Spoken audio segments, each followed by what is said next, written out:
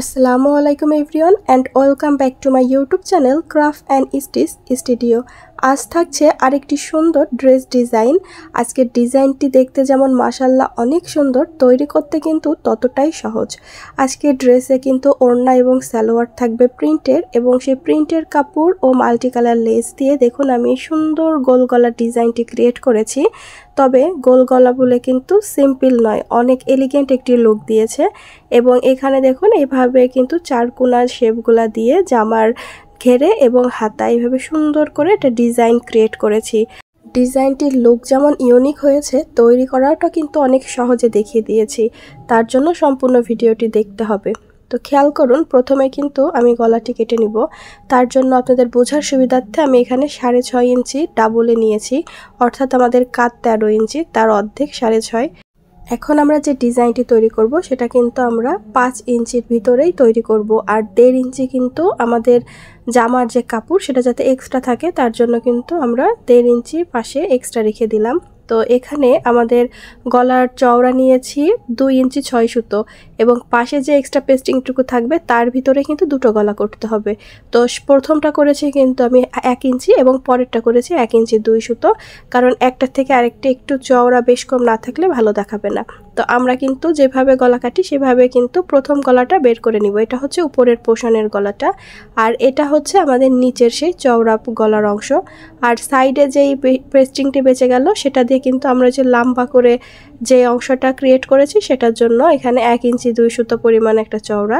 আর এখানে দেখুন 4 ইঞ্চির একটা চতুর্ভুজ নিয়েছি, এবং সেটা কিন্তু আড়াআড়ি ভাঁজ করে একটা ত্রিভুজ শেপ দিয়ে উপর থেকে আপনাদের চাহিদা অনুযায়ী যতটুকু ফাঁকা রাখতে চান সেই অনুপাতে কিন্তু এখানে কেটে নেবেন। এবং এই কেটে নেওয়া পিসটি অন্যান্য পেস্টিংয়ের উপরে রেখে কাটলে সবগুলো একই মেজারমেন্টেই তৈরি হয়ে যাবে।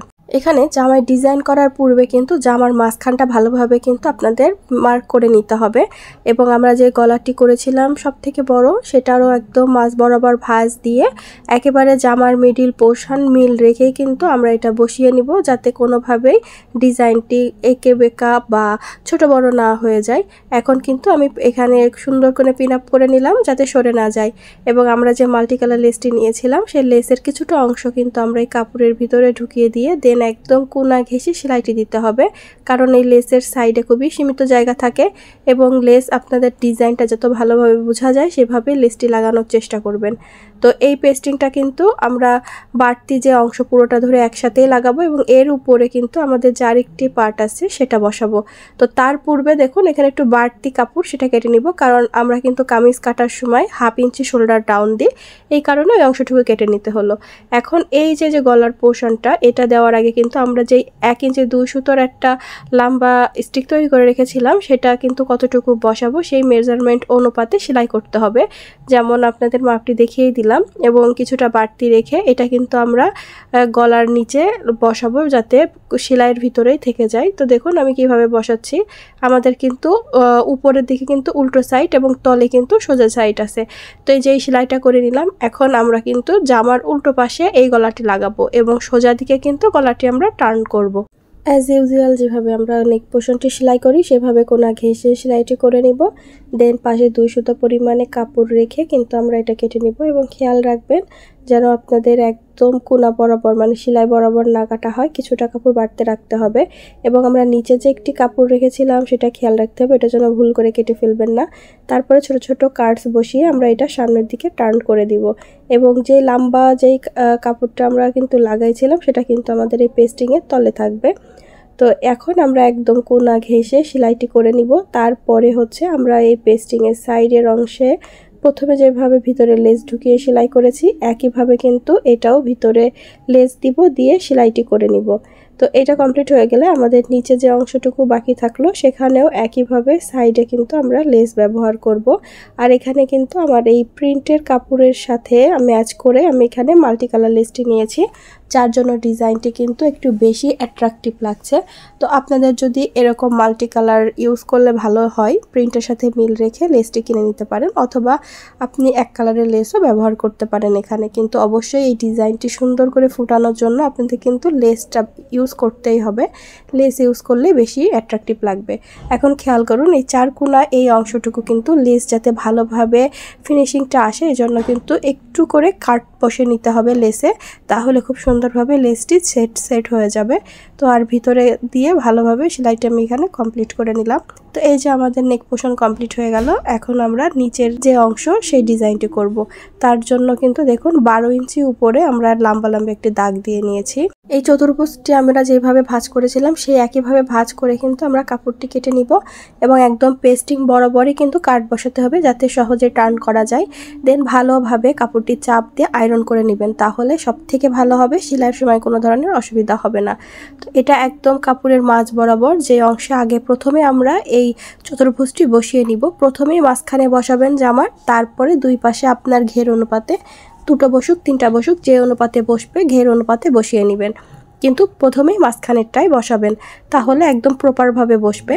তো খেয়াল করুন, আমাদের এক্সট্রা কাপড় কিন্তু আমরা ভিতরের দিকে দিয়ে আগে পিনআপটি করেছি যাতে আমাদের এই চতুর্ভুজের কোণাটি যেন একদম আমাদের লেসের উপরে থাকে, এজন্য পিনআপটি করে নিয়েছি। এবং এটা অবশ্যই একদম কোণা ঘেঁষে সেলাই করার চেষ্টা করবেন, তাহলে ফিনিশিংটা অনেক ভালো দেখাবে। তো এইভাবে করে কিন্তু আমি প্রথমে ভিতরের অংশ সেলাই করতেছি, তারপরে যে বাইরের অংশটি সেলাই করব। তবে আপনারা যে কোনো একটা সাইড সেলাই করলেই হয়ে যাবে। এখন এটা কমপ্লিট হয়ে গেলে পরবর্তী যে চতুর্ভুজটি, তো এটা চতুর্ভুজ কাটলেও কিন্তু আমরা বরফি আকারেই বসাচ্ছি। মাঝখানেরটা বসানো হয়ে গেলে তারপর এটা কিন্তু একদম এর সাথে কিন্তু কোণাটা অবশ্যই মিল রাখবেন। কোণাটা মিল রেখে দেন বসানোটা শুরু করবেন, কারণ দুই পাশের কোণা কিন্তু একই বরাবর থাকবে, সেটা অবশ্যই খেয়াল রাখবেন।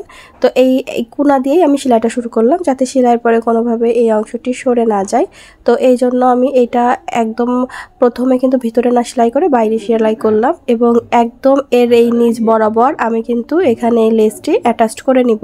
তো আপনারা এইভাবে করার চেষ্টা করবেন, তাহলে ইনশাল্লাহ আপনাদের ডিজাইনটি অনেক ভালো লাগবে। এবং আজকের ডিজাইনটি আপনাদের কেমন লেগেছে অবশ্যই জানাবেন। আমি আমার এই প্রিন্টের সাথে মিল রেখে এই ডিজাইনটি আর কি তৈরি করেছি, আশা করি আপনাদের পছন্দ হয়েছে। তো যদি তারপরও কোথাও বুঝতে অসুবিধা হয় অবশ্যই কমেন্ট করতে পারেন, আমি বুঝিয়ে দেওয়ার চেষ্টা করব। তো এই হচ্ছে ঘেরের ডিজাইন। এখন আমি এটার হাতাটা একটু ডিফারেন্ট রাখার চেষ্টা করেছি, তো এই জন্য এখানে জামার নিচে 5.5 ইঞ্চি গ্যাপ রেখে বাকিটা সেলাই করলাম। এটা চিরা থাকবে এবং এর উপরে আমি আদার্স ডিজাইনটা ক্রিয়েট করব। তো ডিজাইন ক্রিয়েট করার আগে আমি হাতার ঘের সহ যে চিরা রেখেছিলাম সম্পূর্ণটাই কিন্তু আমি এখানে সেলাইটি করে নিব একবারেই। আপনারা চাইলে সেম একই ডিজাইন করতে পারেন, তবে চিরাটা না রাখলেও রাখতে পারেন, তবে এই আমি যে ডিজাইনটি ক্রিয়েট করেছি তাতে চিরাটাই বেশ ভালো লাগবে। তো এখানে আমার চিরার অংশ সেলাই হয়ে গেলে আমরা দেখুন এই নিচের অংশটা সেলাই করার সময় দুই পাশ যাতে একদম সেম থাকে সেটা কিন্তু আগে ভালোভাবে ইন্ডিকেট করে দেন সেলাইটি করেছি, তা না হলে কিন্তু আপনি আনুমানিক করতে গেলে ছোট বড় হয়ে যাওয়ার একটা সম্ভাবনা থেকে যাবে। তো তারপরে আমরা যেভাবে জামার নিচে যেই সাইজের যে বরফিগুলো লাগিয়েছিলাম সেম সাইজের চতুর্ভুজগুলাই কিন্তু লাগাবো, তবে একদম যে চিরা যেখানে আমার শুরু হয়েছে একদম সেখান থেকেই কিন্তু আমি সেলাইটি শুরু করব এবং তারপরে আরও দুটি লাগাবো। তবে এখানে কিন্তু জামার মতো এরকম ফাঁকা ফাঁকা লাগাবো না, কিছুটা ভিতরের দিকে অংশ ঢুকিয়ে দিয়ে দেখুন খেয়াল করলে বুঝতে পারবেন, এইভাবে করে লাগানোর চেষ্টা করবেন, তাহলে অনেক বেশি ভালো দেখা যাবে। তো এই হাতার জন্য এই ডিজাইনটি আই থিঙ্ক পারফেক্ট। তো আপনারা চাইলে এই সেম প্যাটার্ন অবলম্বন করে জামার ঘেরে আমি যে প্যাটার্নটি দিয়েছি সেটা স্কিপ করে আপনারা এইভাবে ঘন ঘন করেও কিন্তু একই ডিজাইন জামার ঘেরেও তৈরি করতে পারেন। আজ এখানেই বিদায় নিব, দেখা হবে নতুন ডিজাইনের সাথে। সে পর্যন্ত ভালো থাকবেন, আল্লাহ হাফেজ।